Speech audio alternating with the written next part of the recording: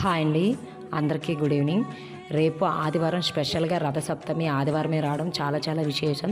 So మనం అందరం కూడా ఇంటిని శుభ్రంగా చేసుకొని మంచిగా గ్యాస్ స్టవ్ని మంచిగా పెట్టుకొని పడుకొని లేవంగానే మంచిగా శుచి శుభ్రతతోని దేవుడికి దీపారాధన చేసుకొని మనం సూర్యారాధన చేసుకొని సూర్యుడికి రాజ్యంతో నీళ్ళని అర్పించేసుకొని ఏమైనా మంచిగా నైవేద్యం పరమన్నం ఉండి పాలు పొంగించి పరమన్నం నైవేద్యంగా పెట్టి దగ్గరలో ఉన్న శివాలయానికి వెళ్ళొచ్చండి.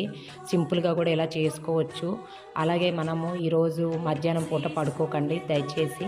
అలాగే ఉండవలసిన వాళ్ళు ఫాస్టింగ్ ఉండొచ్చు, శక్తి అంటే ఎవరు హెల్త్ కండిషన్ బట్టి.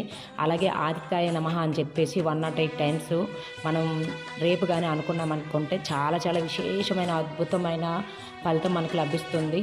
సో ఇదేమైనా పెద్ద మన కష్టంతో చేసుకున్న పనేం కాదు, దేవుడికి ఆరాధించడం.